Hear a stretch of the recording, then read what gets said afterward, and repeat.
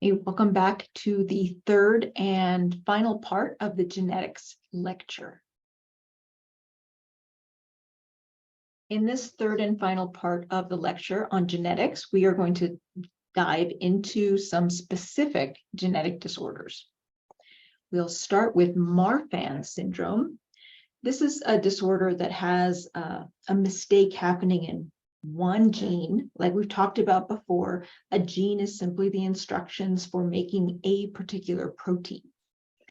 This one is one of those cases where it's a dominant disorder. So just having one copy of that one defective allele is enough to cause the problem.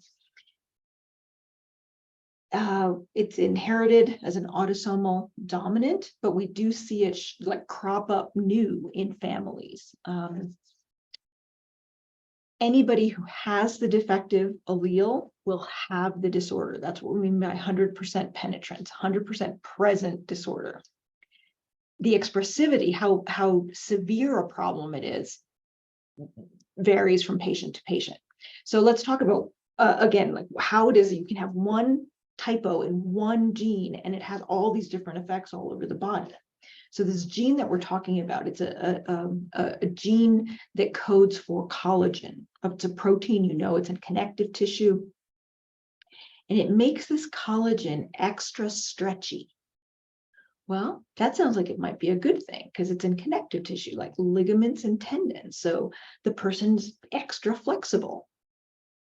Yeah, okay. But that extra flexibility can lead to some significant problems, dislocations, etc. But what about tall stature? What's that about?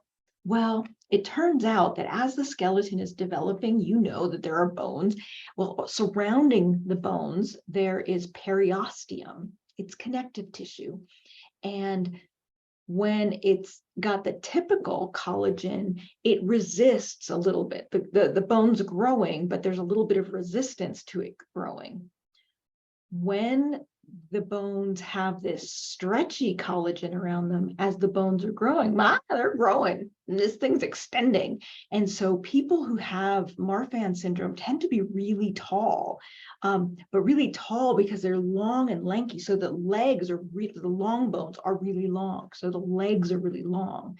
The arms are really long. The fingers are very long. And so the individuals have hypermobile joints, as we've said, scoliosis. So there's curvature in the spine because that connective tissue that's supposed to be stabilizing the vertebrae on each other, not so stable. Now we get to the life-threatening stuff. Why is this so dangerous? Well, because collagen is also present in the blood vessels, in the connective tissue surrounding the blood vessels. And so, you know, in those vessels that have a lot of pressure in them, the heart is pumping and the blood is pushing against the walls. Well, that thing can form an aneurysm. It can bulge out to the side and eventually dilate and dissect.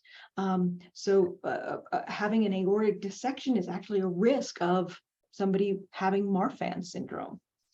Mitral valve prolapse, same thing. You're going to have a failure of some of the connective tissue because it's too stretchy.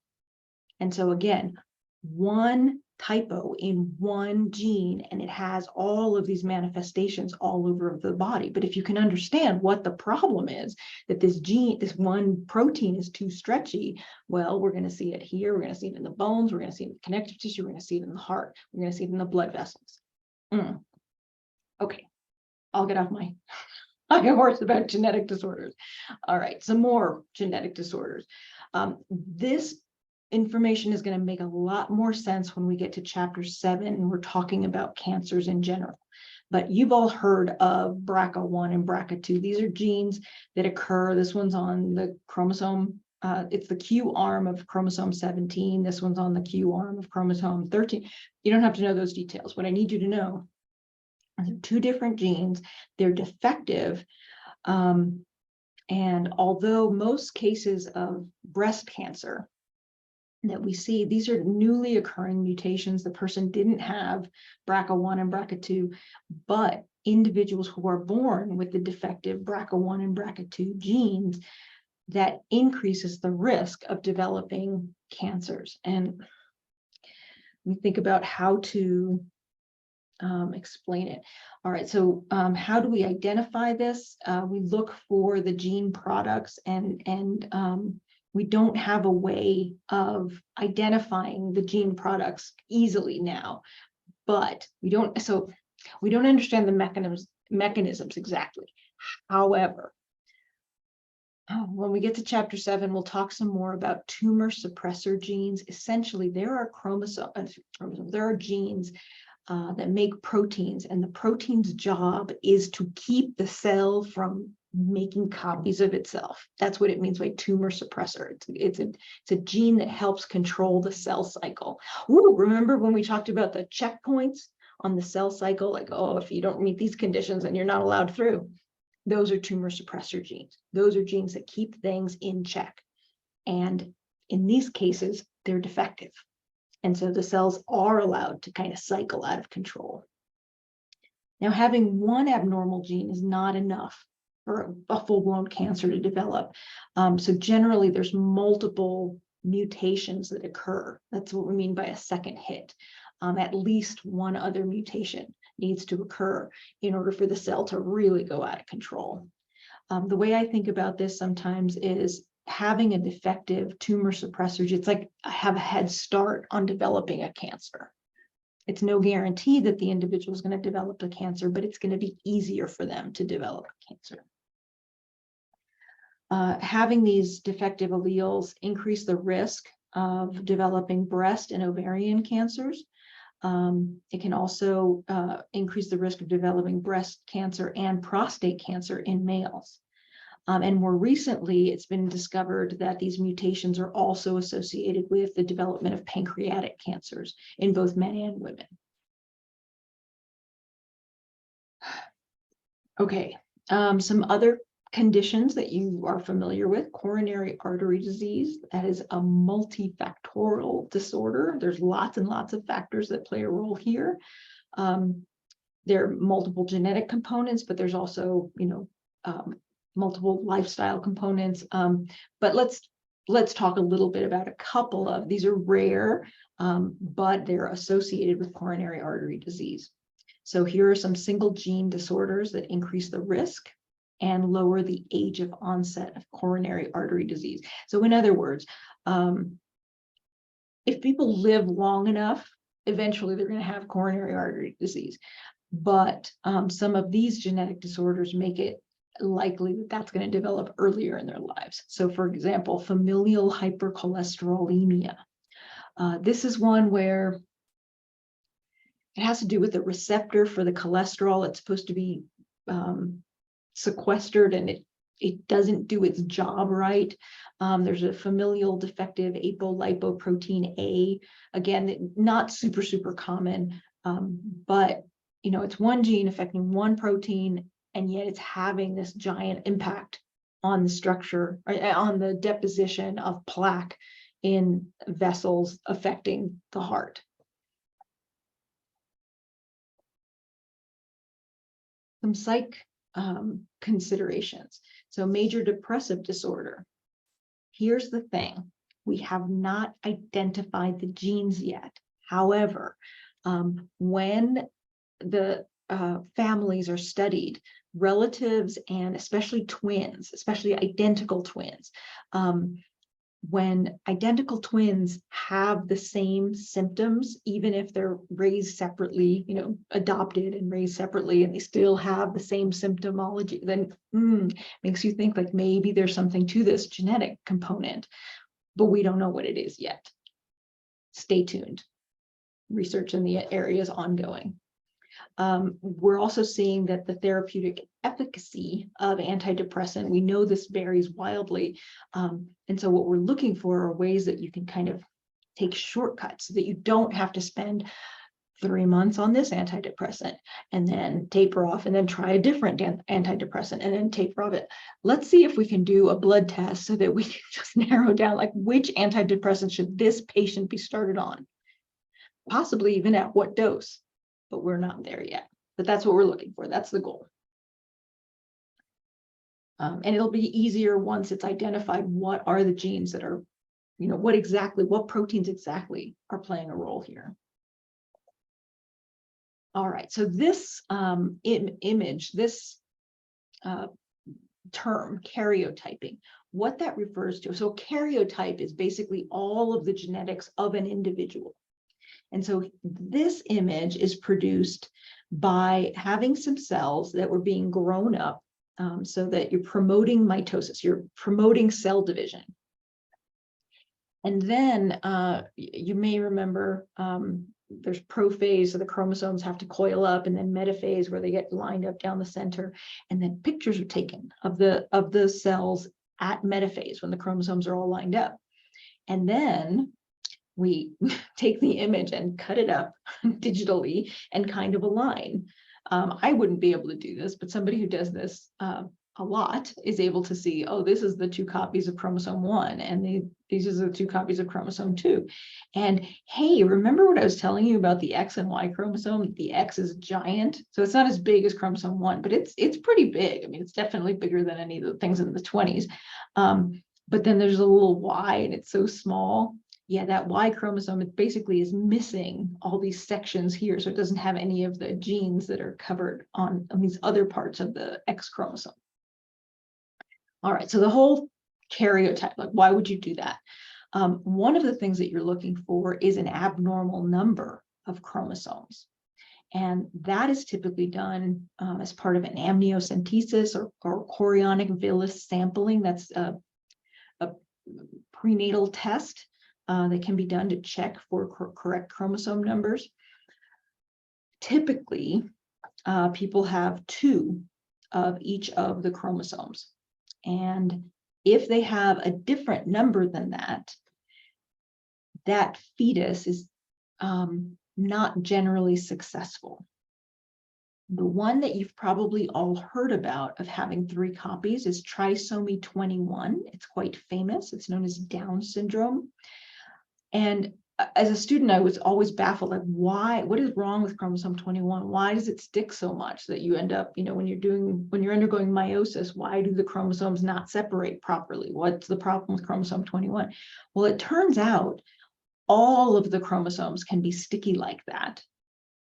But if you have an extra copy of anything else, it is lethal to the fetus. In fact, having trisomy 21 is sometimes lethal to the fetus. But there are many cases that do survive to birth and do survive to childhood and do survive to adulthood. That is not the case with pretty much any of the other autosomal trisomies. Trisomy 13 and trisomy 18 survive to birth and may survive into childhood, but not very far.